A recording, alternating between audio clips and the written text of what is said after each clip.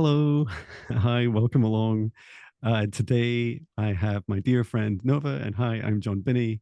We're going to be discussing in our Shadow Work podcast the important topic of boundaries. And this was requested by one of you, so thank you so much for your requests. And please do put your requests in the comments. We love hearing about requests for shadow work topics. And to practice what we hopefully not too preachy preach is we'd like to start by setting up a safe space. And what I'll do is in this video is if you're not really into this sort of thing, that's absolutely fine. It just takes 2 or 3 minutes to do, and you can skip forwards. But I personally would recommend that you at least listen along and see if this resonates with you. It's all about creating a strong energetic boundary around yourself. Um, so with that, we'll get started. And then after a few minutes, we'll get straight into our discussion about boundaries. So if you'd like to join me now, we'll begin by taking 3 deep breaths in through the nose, nice and deep. Hold and breathe out through the mouth what no longer serves our highest good, nice and loud.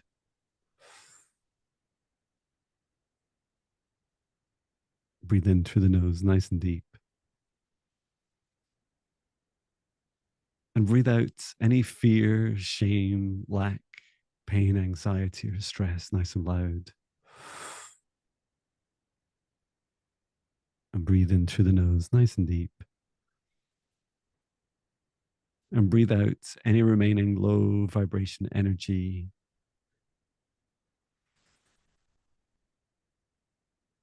And continue to breathe deeply and calmly. And from the center of your heart, I'd like you to imagine a golden spark of light. And in that light, in the center of your heart, extend a light cord up through the top of your head, up through the roof of the building that you're in, all the way up into the sky, up through into the stars, through the universe, going higher and higher until you reach the highest dimension of the source of love of this universe, or whatever you believe to be at that highest frequency. There, connecting your light cord into source. Remain connected and extend your light cord down to the stars and through the sky, back down to the top of your head and into your heart once more. And now from the center of your heart, this time extend your light cord down through the base of your spine, down into the ground, going deeper and deeper all the way through the layers of the planet until you reach the very core of the planet, the soul of the planet, Mother Gaia. And they are connecting in the core into Mother Gaia's crystalline heart. And send so much love and gratitude to our planet, our Mother Earth. Remain connected to Gaia's heart and extend our light cords up all the way through the layers of the planet, up through the surface, up through the root of our spine and into our hearts once more. And now together with the light and love of Source above and Mother Gaia below, together with your own light and love, expand it out. Imagine a golden bubble growing from the center of your heart all the way out to expand about 2 meters out from the center of your heart. 2 meters out either side, above, below, in front and behind. And for this golden bubble, this is our sacred boundary around each of us individually. And we set the intention for our individual boundaries that only energies and entities with our permission, our highest good, love and compassion can see us, access us, or exists within this space or within us. And that all other energies and entities must leave us immediately. And into these safe spaces, each of us get to choose who and what we invite in, physical or metaphysical. And you can choose with me to invite in your guides, your highest self. I also invite in archangels, Archangel Michael and Archangel Raphael, Source and Gaia, all of which we ask for our guidance, our clearing, our healing, our protection, our self-love, and assistance with our intuition. And we set the intention that all other energies and entities must leave our spaces immediately. And then finally, for this podcast today, I also create a golden bubble around all of us that are watching, and for both Nova and I in the recording. And I set the intention that only energies and entities with our permission, our highest good, love and compassion can see us, access us, or exist within this space or within us. All other energies and entities must leave us immediately. Okay. And that's us. That's us set up a safe space. It was really funny. I put my hands up. Oh, it's done it again. And in Zoom, it's like flipping my camera view around. I don't know if it's the same for you, Nova. That's interesting. Let me try. If I do this, it No, goes I don't know why it's and then there. yeah, mine doesn't show up. It's really funny. Yeah. Fabulous. So where do we start with boundaries? Should we start with some of the definition? Like maybe you'd like to start, Nova, describing what you feel boundaries are to you. Do you mean like an energetic boundary or like relationships or It's all of the above. all the above? Yeah. A boundary is something that you put in place to keep your peace. I think there's a lot of shadows around boundaries because sometimes people feel that they're being mean by putting up a boundary, or they gaslight themselves, or it's just so foreign to them to have a boundary or to protect themselves or to have these guidelines. And in a way, we have to give ourselves the compassion to put up a boundary and to realize it's a part of self-care. It's about preserving our energy. And when we have boundaries and we commit to them and we stick to them, other people, should, be respectful of that, obviously. And it's good for your self-love. It's good for your self-esteem, and it really makes you feel um more compassionate to yourself, that you're taking the time to realize, what is important for yourself and what is the um it's something that you kind of have to think about sometimes with boundaries, because when there's shadows involved and we don't want to put those boundaries up, we have to explore um the consequences of not having a boundary. We have to explore what it's like, to have a boundary. And I think any person who has boundaries would find that it it makes them, it's almost like when you give yourself a boundary, you're giving yourself like permission to love yourself more when you do that. Yeah. That's the best thing I could say. Wow. That's some just fantastic answers in there. I wish I'd known this years ago.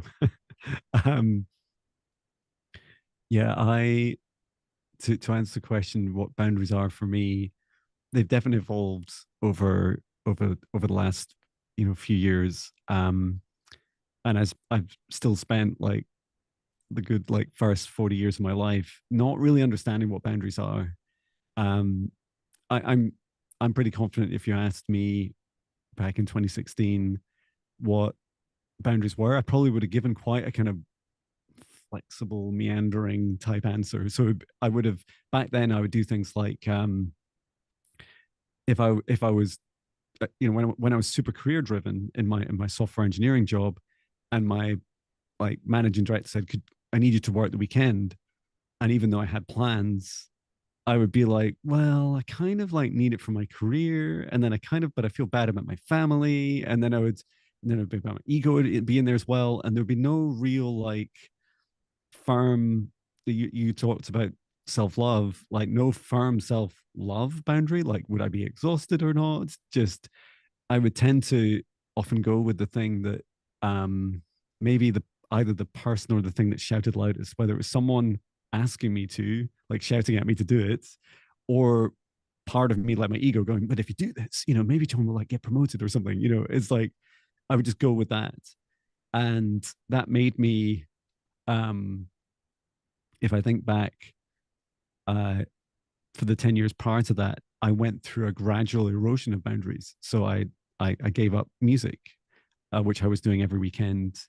I gave up and anything beyond anything physical exercise, anything beyond my daily run or Monday to Friday. And I ended up with very few friends and very little hobbies, just work and family, which is still, lots compared to many people on the planet. But that gradual erosion of my boundaries massively eroded my self-love. And I felt so lost. I felt like very vulnerable as well. And I did end up working at a job for a short period of time where my boundaries were so eroded already when I went into that place. It was just a disaster for me. But it was like the universe is like, if you think, it's like, if you think, Jon, you have like no boundaries, let's see what happens when we put you in the kind of the into the snake pit. And yeah, that was really horrible. And so now, yeah, I totally agree with your a lot of your definitions. I feel like for now, my understanding of boundaries are both physically and energetically, they are my dominion of the universe. So everyone has free will in the universe. And that means that you all get to decide, everyone gets to decide what we do. Because otherwise, if the universe wasn't modeled like that, and the model was more, one being telling every other being in the universe, it's a huge orchestration job to do, right? But it's like that would be a very different approach to a universe. Whereas ours, I believe, is free will. And in my execution of my free will, I get to choose within about, and this is another topic of discussion, but for about 2 meters around me, wherever I go, I get to decide in this kind of protective bubble, like I set up at the beginning. That is a spatial boundary for me, and I get to decide what energy comes into it, what I watch on TV, what I look at on my phone, who I talk to, who physically can stand or sit or hold me, hug me within that space. Um, the and metaphysically, energies that I allow into my space, either because I explicitly invite them in, they wander in, or I kind of implicitly do, like I'm maybe not entirely sure, but they drift in anyway. Um, and I get to decide. And the really interesting thing about boundaries is that if, as to your point of self-love, if you truly love yourself, when you like a true act of self-love is that self-care of setting a boundary, that when something or someone pushes against that boundary or tries to break it, it it has to be this kind of do or die type mentality. Like you have to Yeah. say, no, my boundaries are strong. They're like castle walls. And so if you want to come through them, like I will fight, I will fight you to ensure you do not come through these boundaries. Yeah. Um, and it's very easy. Many of us are very empathic, right? And so Um, it's very easy a lot of the time when someone says, go on, just like stand on one leg for 3 hours just to make me laugh. And you're like, no, a boundary of me is that, I would not do something just to make you laugh for 3 hours. And if they pushed you again, you'd say, no, absolutely not. It's just not what I do. And they're like, oh, like, why are you being, they're pushing against the boundary. And it's quite shocking for people yeah. when they're just used to you going, oh, I'll just go and hug a tree for a while and being so happy and outgoing all the, sorry, happy and high vibe all the time, that when someone rubs against a boundary, it can be really shocking for people because the energy is such a switch. And yet I don't feel, even now, I don't feel super obliged to explain my boundaries explicitly to everyone. Like, hi, I'm Jon Binnie. Here's my 10 rules. Engaging with me means these 10 things. It's just like, no, I'll tell you when you get close or when you hit or breach a boundary, you'll know. Um, so yeah, I think they're hugely powerful, and I love the theme of self-love. Like if you want to truly look after yourself, then have strong boundaries. Yeah. I agree. It's One thing that I was noticing is that in society, we're kind of not taught to have boundaries. Like even as children, I've been learning a little bit about the inner child and about how children are raised, and I've noticed that even as children, we were forced to like go hug a relative if we didn't want to. And I remember in elementary school in PE class, we were forced to exercise even if we didn't want to, and if we didn't, we get in trouble. So it's all these little like these little ways that we kind of get programmed into not honoring our boundaries, and especially with pressure from school, and it's always get work done and always do things. But I know a lot of people, especially in my first year of high school in an accelerated program, everyone was stressed out. And then the counselors would tell us we were bad at time management. But the reality is like we were just given too much homework. And some people have bands, some people have athletics, some people like they have to eat up with their family, some people have early morning tutoring and after school tutoring. It's just insane. And it's like we're trying to tell you guys, like as children, like, hey, I don't want to do something, but then the authorities are like, well, no, you have to, or you get in trouble.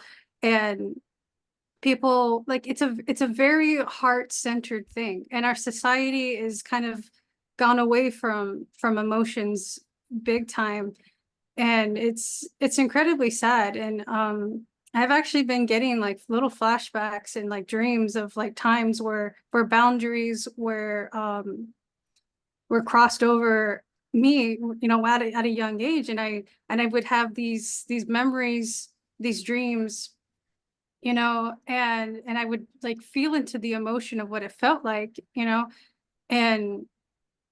and I just see the connection so much. And it's very scary, because we're really hypersensitive. It's like we're sensitive to a person's anger, we're sensitive to, a person, judging us. And the reality is that we need our emotions and our feelings to be valid, and to someone to tell us, hey, they're valid, and hey, it's what you need to do, and it's useful and it's helpful and it's how you show your love. But we don't get any of that oftentimes.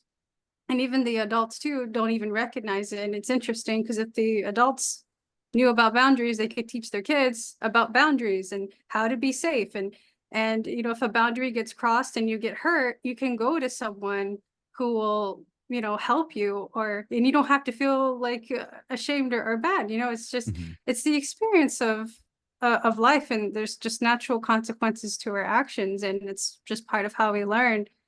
Um, Yeah. and the work in like a lot of work environments, especially, a lot of us, well, especially people my age, were taught, just do what you're told and be disciplined and be obedient, and you'll get rewarded. But then it turns out you end up getting overworked and you don't get valued. And then because you don't value yourself or your self-love, when they see that they can step on your boundaries, then they know they can get away with it. And oftentimes, or sometimes, some people don't even realize they're stepping over a boundary because you don't say anything, Yeah, So that's it's right. not everyone, yeah. So not everyone who's like crossing a boundary is aware they're doing it, And when people aren't voicing how they feel, like I said before, if you don't express how you feel, you end up getting angry, right? And so sometimes a person who's not speaking up for themselves will be angry at a person who's crossing their boundary, but that person doesn't know they're crossing a boundary because they didn't say anything. And then they're like, why are you mad at me?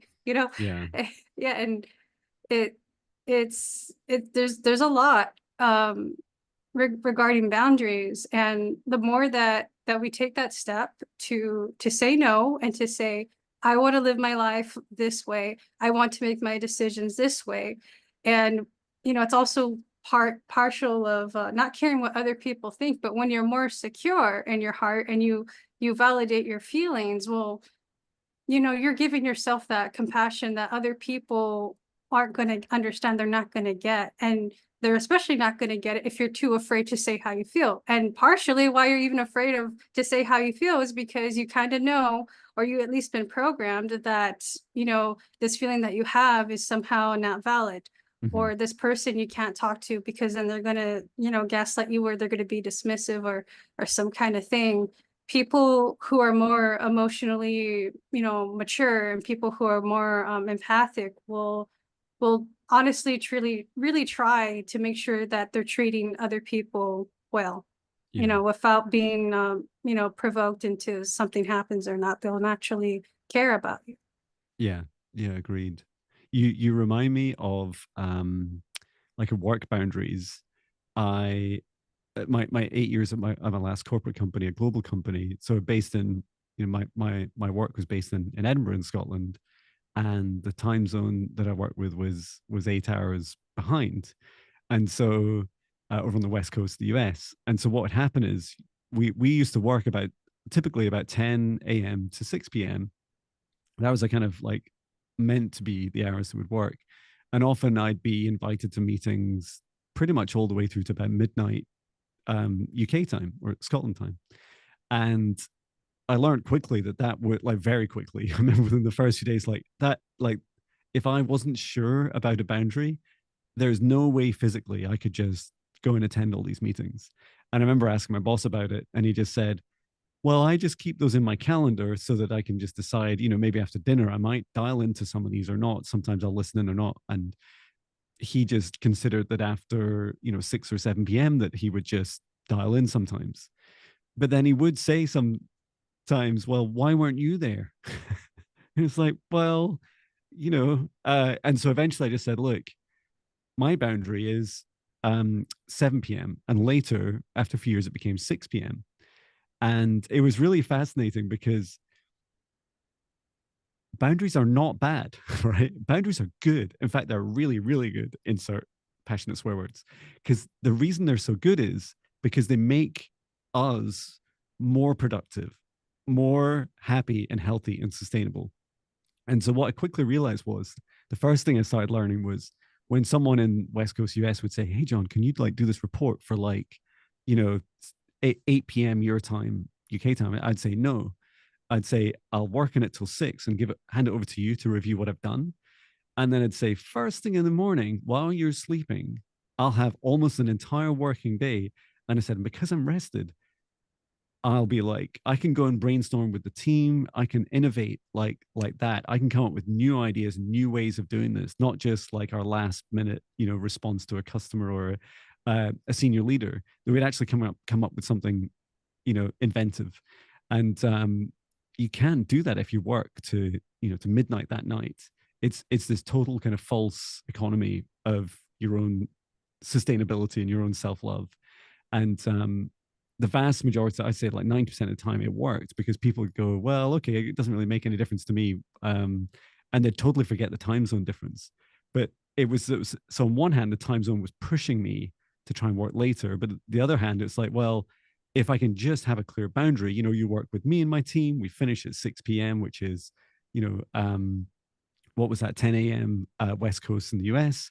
Like that's how long you have us. And we will create better work than any other team, and we'll be the happiest high performing team you've seen. And of course you still have to do all those things, but that was a big game changer for me. And yet earlier in my career for many years, I'd allowed that to erode because of many things you mentioned, like, oh well, maybe I get promoted, maybe the person, maybe my boss would be happier, my customer would be happier. All I saw whenever I did it was that people around me got more and more unhappy with the work I created during those time periods, because over time, eventually they'd say like, John, you're burning out, or like how come you're just so stressed all the time? It's like, because you're making me do all this work. And Yeah. you realize, oh, actually it's me, I'm the one that's making myself do this work. No one's going to create my boundaries for me. Yeah, it's bizarre. The idea of being an adult is like responsibility, and you're just kind of like expected to know something, heart-based, that you're not really going to be taught anywhere until you deal with the consequences of not, taking care of yourself, of not having boundaries, of not practicing your self-love. Excuse me.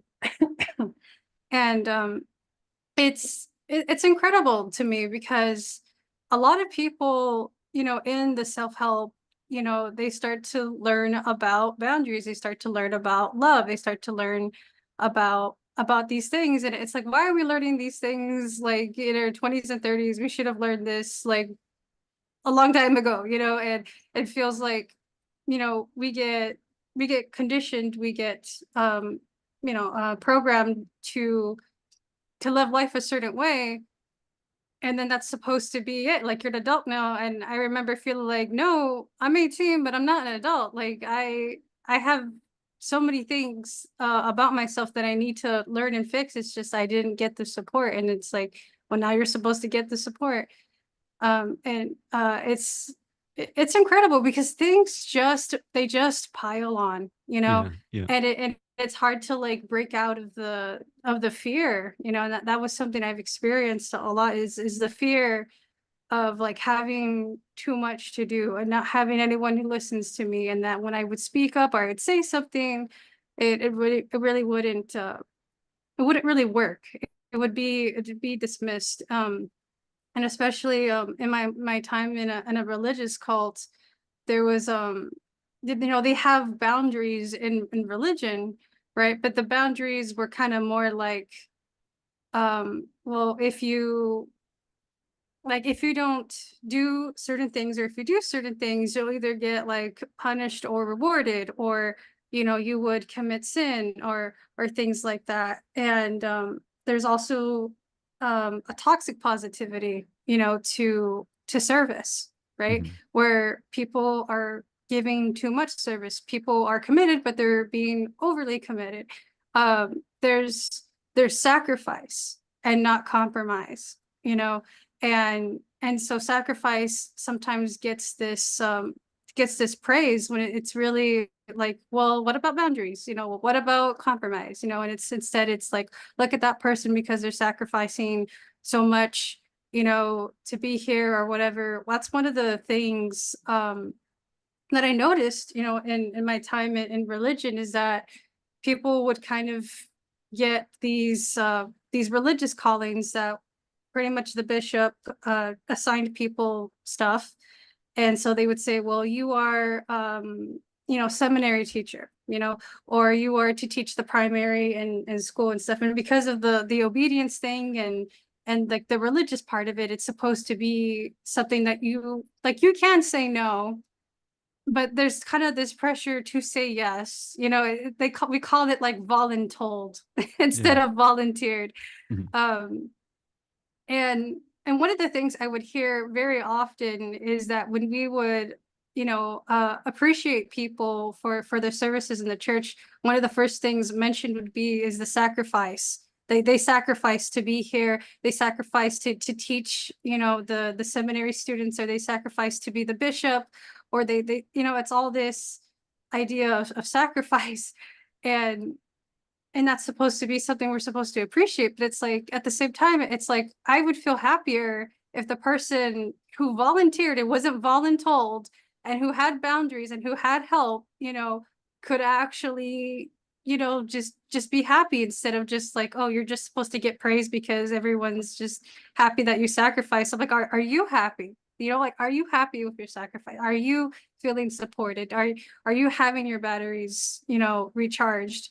You know, and things like that. And it's kind of bizarre to me, because I feel that if people aren't willing, you know, to help each other out in the first place, or if people aren't willing to support each other in the first place, it has to be like one person with a religious job, and like maybe two counselors or whatever. It's like, why do we have to be told, you know, to help another person, you know? Or why, like, can we just ask a person like, hey, how are you actually doing, or how are you actually feeling? And it's something we don't really think about sometimes. And oftentimes it's because we're dealing with our own stress of our own lack of boundaries, that we don't even think about other people, you know, and how they're feeling and how they're doing. um and of course, another thing was the sacrifice of Jesus Christ, you know. And that was seen as a sacrifice. You know, there's a certain attitude, there's a certain kind of feeling that it's supposed to make you feel, that somehow sacrifice was like this, like your job wasn't seminary teacher or bishop, your job was to sacrifice. And Yeah. depending on how much more you sacrificed, it was seen as more praiseworthy, or it was seen as more noble, or it was Yeah. seen as selfless. Um, Like the ultimate and sacrifice to die for other people's sins. yeah, Look exactly. what an achievement that is. Yeah. And it almost creates like this hierarchy, Mhm. in a way, because it seems like the more important job you have, the more you have to sacrifice. And and that's just another way, I was like conditioned to think of sacrifice as this praiseworthy good things, but it's really like a lack of boundaries. And Yeah. if we're going to talk about sacrifice, in some cases, yeah, there is some sacrifice, but what about the overall happiness and well-being of a person? Because if you Yeah. really are happy, you wouldn't feel like you're sacrificing. Yeah. You would feel like you love what you're doing. You would feel like you respect yourself. Other people respect your time. Other people respect your boundaries, and and things like that. And it's been kind of sad for me, honestly, because I've seen, either seminary teachers or Sunday school teachers, and it's really hard to teach.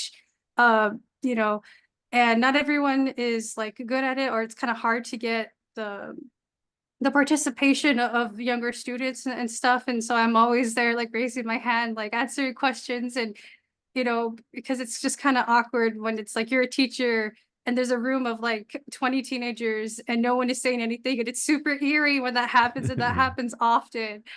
And and I, in some cases, I've been a teacher or had a teaching role, and I have empathy, because I understand what it's like, to have a job and you're sacrificing, or you're kind of volunteering, or at least in a religious setting, and like no one is showing you that they appreciate you.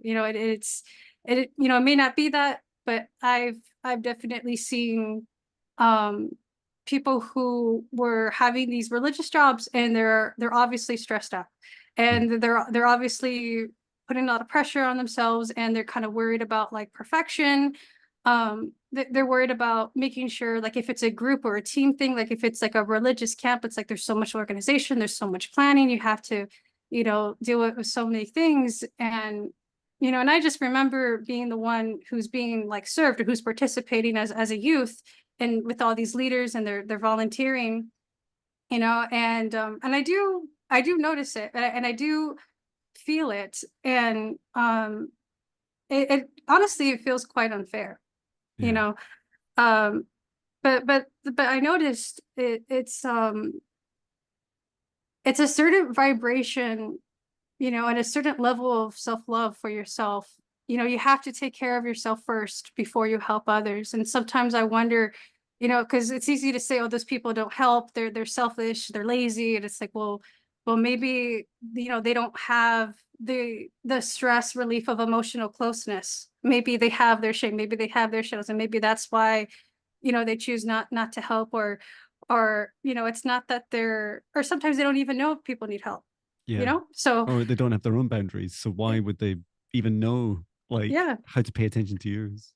exactly. And I remember one time in particular, I was not feeling very good in church, and I didn't want to be around people. So I think I skipped either Sunday school or another thing for the young women. And we kind of have our own like little categories or whatever. So there's Sunday school, where it's boys and girls, and it's for the youth. And then we have young women's, which is just like Sunday school in a way, like for the women of a certain age group. And I didn't want to go.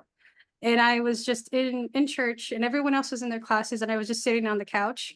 And one of the older adults, who kind of has this leadership position to like as a to like watch over, or to guide the young women in, Christian values and things like that. We're young, so like we obviously need adults, so they kind of have a role there. Mhm. And she was in the hallway, and she approached me. And I can't really say exactly how the conversation went, but I think I mentioned how I didn't want to go. And then she kind of gave me this attitude, and she was like, well, sister so and so, put a lot of time and a lot of effort to make this, lesson to teach you guys. And it, and something like, it would be a shame if you didn't go or whatever. And I said I didn't want to go. And she was like, oh, sorry to hear that. But she gave this attitude to me. And I'm just like, you're upset because I'm not in school in religious class, but like, why are you doing in the hall? Like, why aren't you in class? Like, Yeah. you're getting after me, And but I would sometimes get this chastising like from other adults or from authority figures that you're being selfish, Yeah.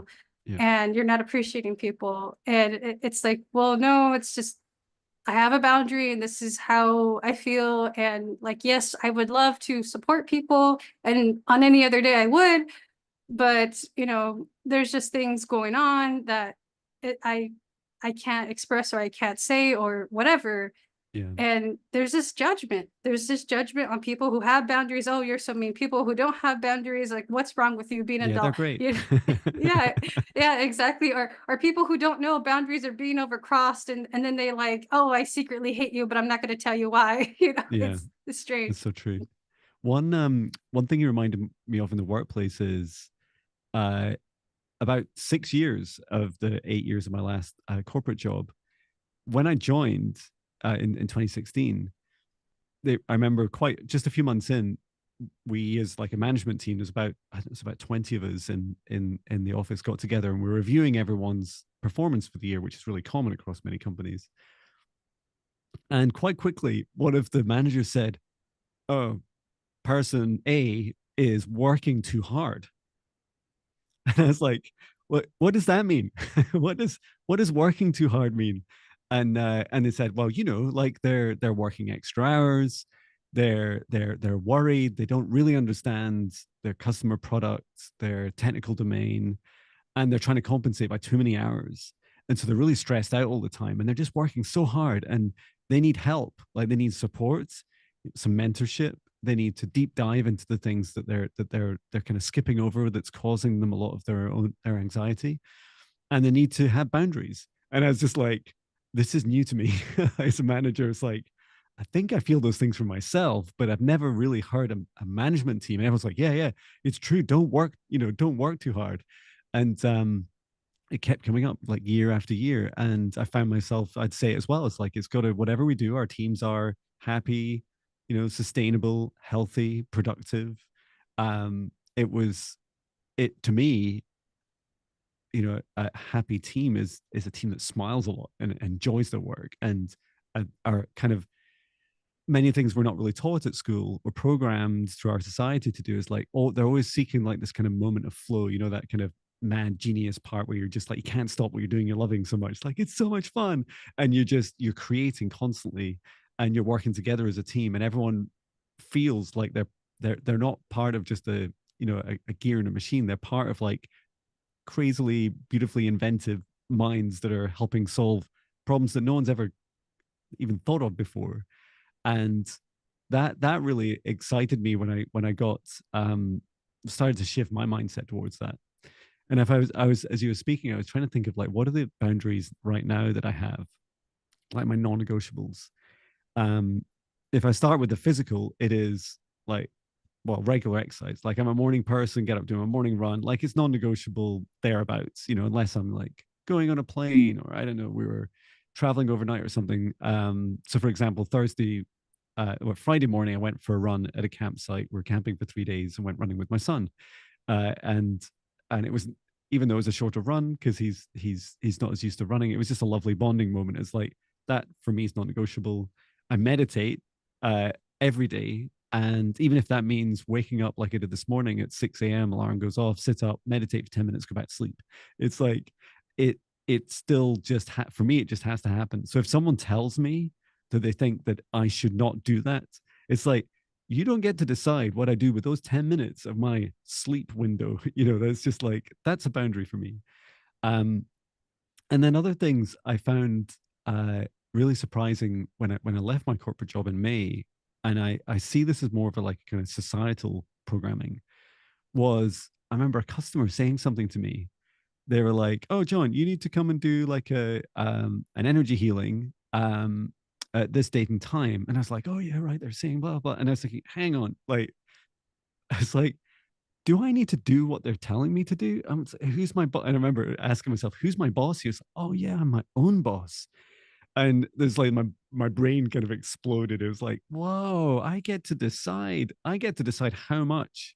I truly believe in obsessing about my customers and putting them first and being right. But even my customers, they have to have boundaries with me. And I said, no, these are the things that here's my boundaries. So you get these slots, you get like these two things, and that's it. And it was such a breath of fresh air. And I like to your points, you're saying over about, when someone starts the kind of the boundary creeping, they're like, these little spiders like crawling around the outside of your castle walls, and you can feel the tingles, and they feel horrible, right? Because they're like, why does that feel weird? What are you doing? And they're saying things like, well, I see you have a little bit of a boundary there, and I'm going to use whatever manipulation I can to like erode it because it's annoying for me. Your boundaries are very inconvenient. Um, and you're thinking, no, no, no, this is it. Like it starts to feel weird. It starts to, even though they're like smiling and I'm gonna, look at all this, look how great it would be if you just did this one thing. And like I was talking about the 6 p.m. Finish of the working day earlier, it's like just 6:15, just 6:30, and on it goes until you're like there to like 4 a.m. and you're like, oh, I can't keep going like this.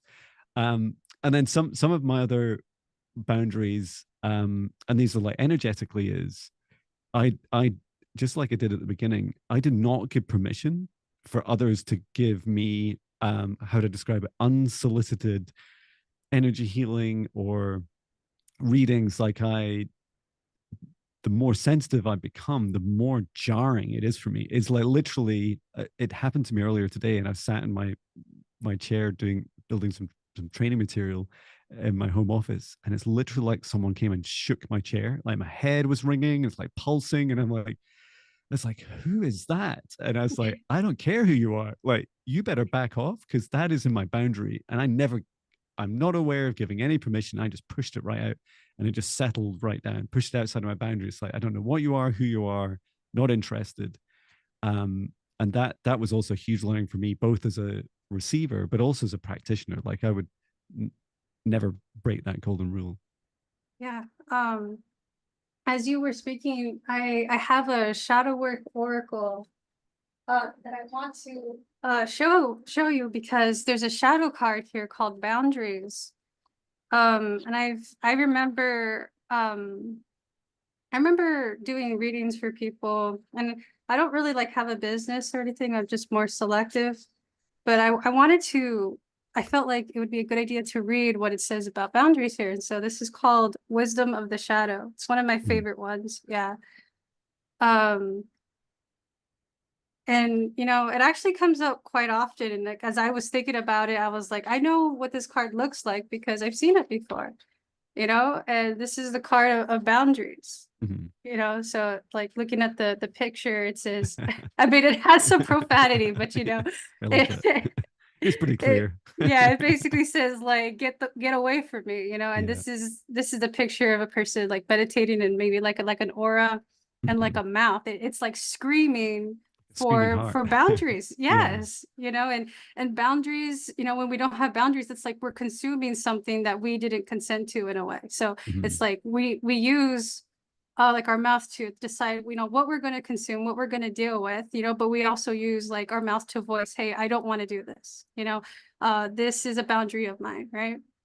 So, and I did not remember that it had that there, so I hope YouTube doesn't get mad at us for, but yes, let me go find it. So yeah, it says here boundaries. So let me hold the card as I read it. It says here, boundaries are vital. Our time, our energy, our minds, our hearts, our bodies, our resources, our wisdom are all quite precious. We get to choose what we have the capacity to hold, and what we desire to share, and when, how we engage with others, and what we say yes or no to. We do not need to burn ourselves out, sacrifice ourselves, or extend ourselves in any way to make others comfortable. We do not owe an explanation to anyone for how we choose to live or share ourselves. We are allowed to set boundaries to preserve what we desire, before the point of burnout or dissonance. If someone becomes uncomfortable because of the boundaries we put up, that is not ours to hold or manage. That's even more reason to set boundaries. We want to ensure that we are boundaried without putting up walls that prevent ourselves from being mutually beneficial, for being in mutually beneficial exchanges with others. We also want to ensure that we aren't shutting down or off to avoid having tough conversations. Setting healthy boundaries is a form of self-care. Embrace your power to protect what is sacred. Notice any internal discomfort when saying yes to something. If you have a hard time telling people no, ask yourself why. Consider any tendencies to overgive. Notice if you feel drained due to imbalanced boundaries. And it has some 3 questions for you to think about. Where do I desire to be fiercer in my declaration of my needs? Where am I overprotecting myself in imbalanced ways? How can I speak up and create clear boundaries? Yep. Yay. So cool. Um, yeah, I agree with I think everything there. I was also reminded that words have magic, right? And so if I give an example, a customer orders an energy healing from me, and I do one for an hour with them, fantastic, and I send them a follow up, and then I always say like 3 days later. So I say for the 3 days afterwards, please let me know how you're doing. I literally love hearing like was it a pleasant integration experience? Did they have any challenges? Did anything weird happen? Anything wonderful? Um, and sometimes people will say, "Oh, could you?" Because I offer it. I say, in those 3 days, if something happens, I will do a check in for you, and that means maybe, and I'll say it right. I'll say like a 10 or 20 minute. I would check in energetically if you gave me permission to look at something specific. Um, and often the communication is written, right? And I will say, for example, I always watch my words, because I don't want to say, and now for the rest of your life, you have complete free permission to ask me anything forever for free. And when I say for free, I mean first of all energetically, and then secondly financially.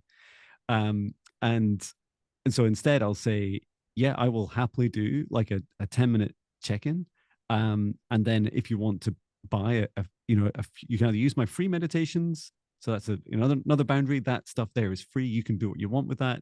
And then if you want to actually have my time and energy, you have to pay for like another session. And here's the offerings, or the one I would choose.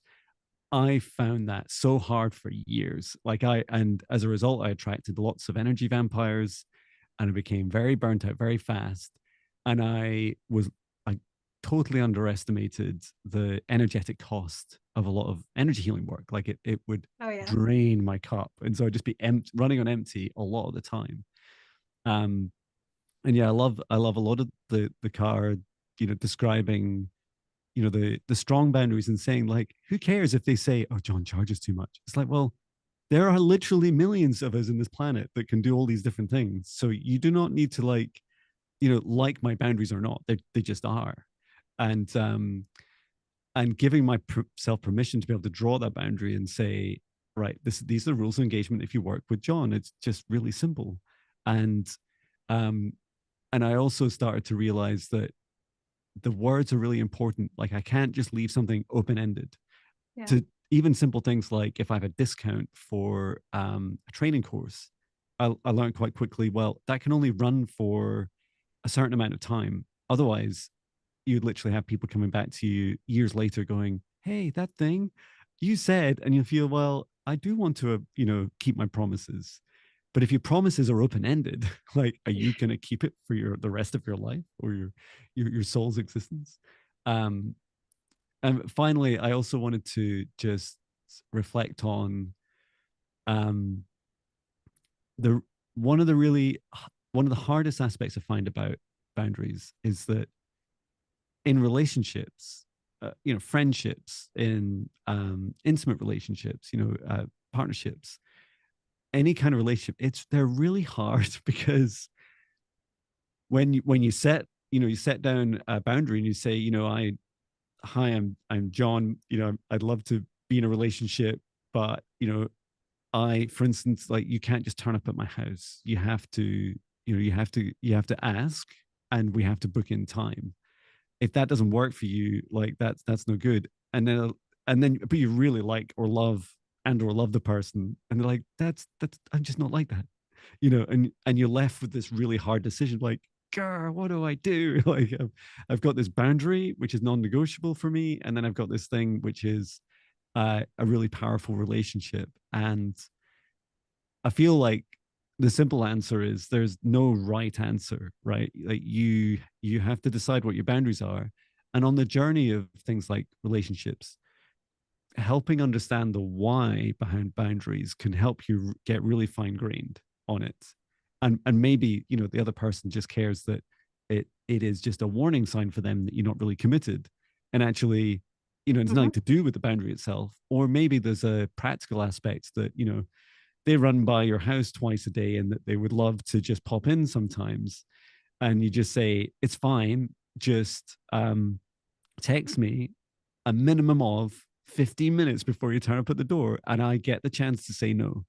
And things like that can make a huge difference to people getting really fine grained on your boundaries. And as your card was saying, like that, that feeling you get when you're that ick you get when it's like, I think I just broke one of my boundaries. Like it should feel horrible, right? It should, because you put those boundaries there for a reason, to help display an act of self-love for yourself, and also to execute your free will in your day-to-day life. Yeah, I call it dread. It's like you're dreading that you have to do something that you didn't want to, or that you promised, and but it's not actually for you, and it's like it weighs on your mind, that sometime, this coming Monday or Tuesday, I have to do this thing that I agreed to, or it's just something like that. It's crazy. I call it dread. Mhm. I think it is a great red flag, isn't it?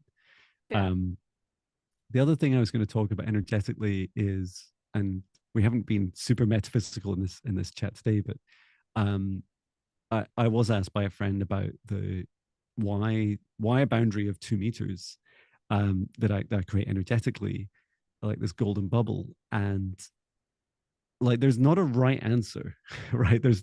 I love the card. Like if you look at the card that you showed, it was quite a close boundary. Um, and I did a little bit of research online, and it's like, yeah, somewhere between 1 meter and 2 meters is where your etheric field of your energetic bodily energy resonating from you exists out to. 2 meters is really quite far. Like in the room I'm in, it's 2 meters above my heart would go just up and to touch the roof, and then it would go into the ground, and then just outside of my studio walls. Um, and the reason I create 2 meters is because I've experienced in my work, especially in like negative entity clearing, or when I'm doing like exorcism work, where it's like sustained sessions with people to remove something that's attacking them, or from them or from their home.